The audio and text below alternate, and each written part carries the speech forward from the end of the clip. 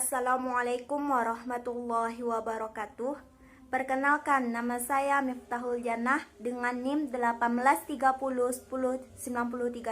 Saya mahasiswa jurusan Pendidikan Islam Anak Usia Dini, Fakultas Tarbiyah dan Ilmu Keguruan, Institut Agama Islam Negeri Batu Sangkar.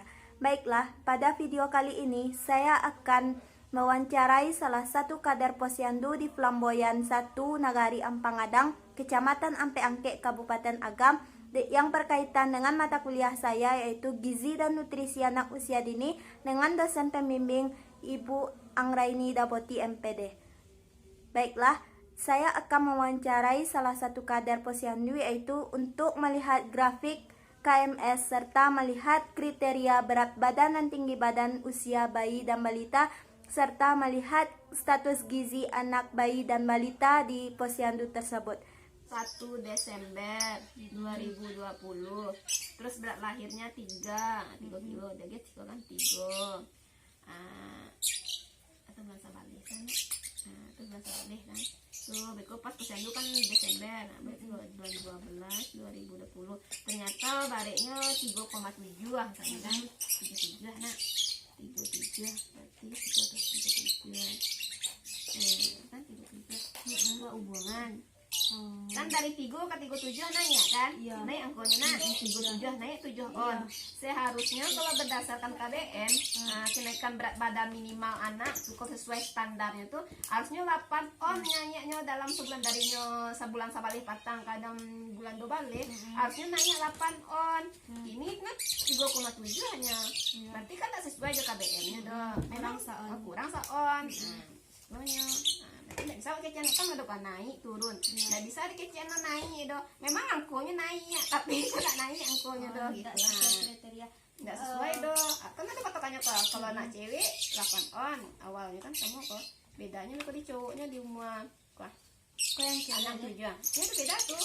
Dia salah misi wah, ini beda tuh. Anak cowok ada tuh misalnya lah ya cukup 3, sebenarnya tetap 8 nya bulannya. Cuman di bulan ke-6 ke-7 laki-laki kok bare naik KBM itu sampai on. Kalau di produksi kan bulan ke-6 sehnya. Di bulan ke-7 nya ya 3 lah. Ada kan bedanya tuh di bulan kabarannya naik itu kan.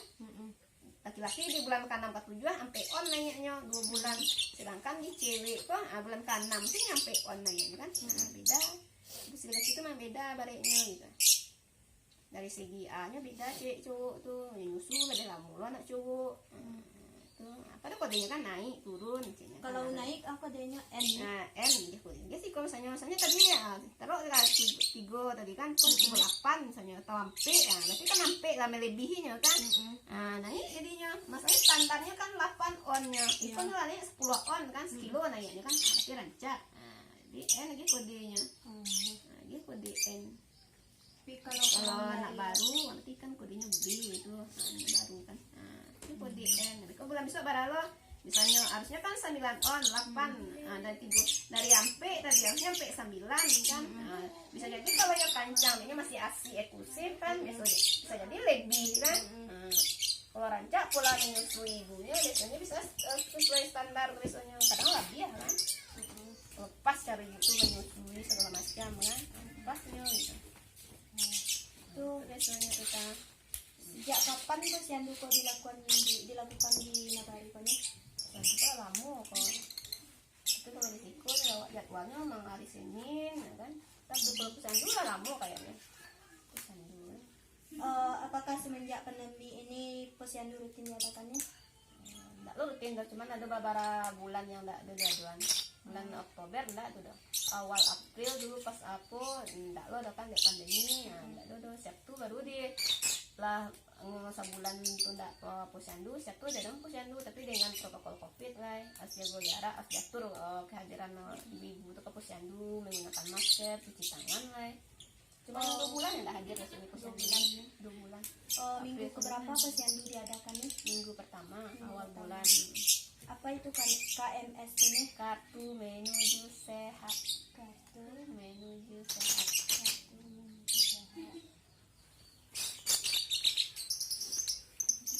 So, bagaimana cara mengukur berat badan anak atau tinggi anak di posyandu nih? Kalau di posyandu, kalau mau mengukur anak tuh mengukur balik badannya pakai dacin, nah, itu pakai timbangan digital. Biasanya dacin yang lebih akurat tuh. Cuman anak-anak kan sekarang susah masuk yang pakai dacin tuh kan, takut. Dacin tuh yang ada kayak gantuan yang Oh. kayak sarung ada kakinya tiga penyangga itu pakai tripod tuh. Itu dacin. Tapi ini dek lah sistemnya digital, lebih pakai yang digital gitu. Berarti lebih sering Kami digital ini ya. digital. Maksudnya kan nampak sih rata kan, nah dia nampak. Bagaimana status gizi anak selama pandemi ini? Statusnya separuh ada kadang lancar, separuh kadang ada pandemi kadang nggak disaluri tanpa statusnya, kadang nggak pendek posyandu nggak rutin kan, ada yang hari po posyandu belum bisa nggak bisa ditantang status gizinya tuh. Apakah solusi dari posyandu jika status gizi anak buruk atau tidak kunjung berkembang setiap bulannya? Kadang diberi PMT tambahan kan, PMT ada itu apa nih? pemberian makanan tambahan. PMT. Ada PMT-nya tuh kalau untuk ibu hamil ada loh PMT tambahannya, kalau untuk anak balita ada loh. Nah itu dikunjungi tuh dicari ya aripo, ditanya tuh makannya, ada PMT-nya, PMT kemudiannya ada. Berapa persen dari KMS tuh setiap bulan status gizi anak secara keseluruhan naiknya? Banyaknya naiknya, di separuh mungkin ada 50%. Bagaimana cara atau solusi jika orang tua takut membawa anak ke posyandu nih? Diberi arahan, diarahkan betul. Itu kunjung ke rumah kan ya? Kunjung ke rumah oleh syuting aja jadinya gitu sama ibunya, dan berikan supaya ibu tuh supaya bahasa dan supaya nyamuah ke posyandu kan gitu.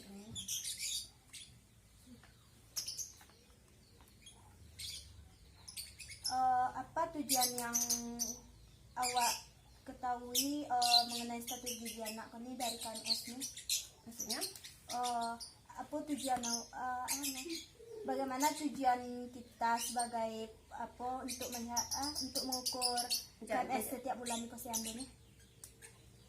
maksudnya apa cara mengisinya atau apanya gini kok? Itu apa boleh baca sih sekarang? Apa tujuan yang perlu kita ketahui mengenai status gizi anak setiap bulannya? Berdasarkan buku kok bisa aja mengetahui satu gizi anak. Kalau rutinnya bisa ketahui kan, kan ada balik badannya, bara balik badannya, bara umurannya. Ada kalau dari KMS kan siku ada umur, ada balik badan. Bisa baca status gizinya naik atau enggaknya. Kadang ada loh status gizi itu berdasarkan berat badan per panjang badannya. Kalau itu kan bare, nggak ada sih ke panjang badannya. Nah udah bisa tuh. Kalau bareknya sekian, kalau panjangnya sekian bisa tahu itu statusnya. Kadang ada anak tuh pendek, gemuk, kurus, bisa diketahui itu. Kan biasanya kalau di posyandu kan mengukur ada panjang badan sama barek badan gitu kan. Apa pentingnya dilakukan posyandu ini nih? Ya, untuk mengontrol pertumbuhan anak bayi dan balita. Kalau tak tahu, bapak mengontrol, bapak bisa mengecek anak tuh naik balik badannya. Kalau ada kegiatan posyandu, kalau ada ditimbang, tak bisa mengecek anak. Oh anaknya naik, anaknya sehat, tak bisa menentuan dari situ, kan? Kriteria berat badan yang baik bagi anak tuh Pak nih? Sesuai aja KBM kok. Keciannya gitu sesuainya KBM kok. Standarnya segiko berat badan anak tuh minimalnya tuh harus segiko naik di bulan gitu. Baru dikaturannya sesuai standarnya kan.